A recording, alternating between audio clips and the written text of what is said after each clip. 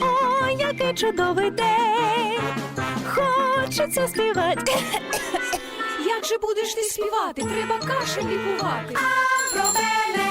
Я із Німеччини для вас такі ось капсули припас. Вам кашель лікувати час, ковтай одну капсулу раз на добу.